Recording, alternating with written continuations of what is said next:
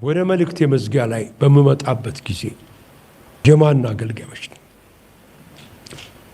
የማን አገልጋዮች ነው? ሶስት አይነት ህይወት አለ። አንደኛው ላልዳኑ ጌታን ላላገኙ ሰዎች የዓለም የዲያብሎስ የሰይጣን አገልጋዮች ናቸው። ላያውቁት ይችላሉ፣ አይመስላቸውም። ነገር ግን የእርሱ አገልጋዮች ናቸው። ጥሩ ሞራል ሊኖራቸው ይችላል። ኢየሱስ ክርስቶስን ግን ጌታና ንጉሥ ካላደረጉት፣ ወደ ህይወታቸው ካላስገቡት፣ እረፍትን እስካልሰጣቸው ወገኖች ሆይ የዓለም አገልጋዮች የዲያብሎስ አገልጋዮች ናቸው። ሁለተኞቹ ደግሞ ጌታን ያውቃሉ፣ ነገር ግን የሚያገለግሉት የራሳቸውን ፈቃድ ነው። ይወዳሉ ጌታ፣ ቤተ ክርስቲያን ይመጣሉ፣ አስራት ይሰጣሉ፣ በአገልግሎትም ክፍል ውስጥ ሊኖሩ ይችላሉ። ነገር ግን የሚያገለግሉት የራሳቸውን ፈቃድ ነው። የኔን ፈቃድ ነው የማገለግለው ብለው የሚኖሩ በዓይናቸው ፊት መልካም የመሰላቸውን ነገር የሚያደርጉ ናቸው። ወገኖች ሆይ ጥሩ ነገር ማድረግና ትክክለኛ ነገር ማድረግ የተለየ ነገር ነው። ጥሩ ነገር ነው፣ ነገር ግን የእግዚአብሔር ፈቃድ ላይሆን ይችላል። ዳዊት ቤተ መቅደሱን ልስራ አለ። ጥሩ አይደለም እንዴ? ያስከፋል።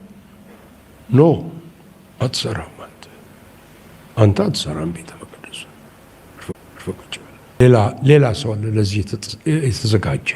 በአካሄዳችን በአረማመዳችን በራሳችን ማስተዋል አንሂድ። የእግዚአብሔርን ፈቃድ እናገልግል። ዳዊትም የእግዚአብሔርን ፈቃድ አገልግሎ አለፈ። ለጌታ ደስ የሚያሰኘውን እያደረገ አለፈ። ምናልባት ለእኔ አሁን ጥሩ የሚመስለኝ ነገር በእግዚአብሔር ዘንድ እኔ እኮ አላልኩህም ይላል። እኔ አላልኩህም። ምን ትሰራለህ? በእርሱ ፍጹም ፈቃድ ውስጥ መሆን። ሶስተኞቹ እንደ ሐዋርያው ጳውሎስ ፍጹም የሆነውን የእግዚአብሔርን ፈቃድ የሚያገለግሉ ናቸው፣ ቢመችም ባይመችም። ሐዋርያው ጳውሎስ ምን አለ? ትልቅ የወንጌል በር ተከፍቶልኛል አለ። ነገር ግን ተቃዋሚዎች ብዙዎች ናቸው። በጣም ብዙ ተቃዋሚዎች አሉ አለ። ግን ያ ለእኔ የእግዚአብሔር ፈቃድ ነው አለ። ሄጄ እዛ ቦታ እንድገኝ እንድሰብክ የእግዚአብሔር ፈቃድ ነው። ይሄ ከምድራዊ ህይወታችን ጀምሮ እስከ ላይ ድረስ ያለውን ይመለከታል። የእግዚአብሔር ፈቃድ የሆነውን ነገር መውሰድ።